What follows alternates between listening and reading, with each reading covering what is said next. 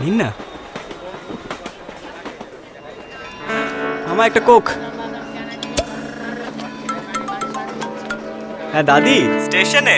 জলদি আয়, আমি আর তোর আম্মা তোর জন্য বসে আছি। সবাই কই?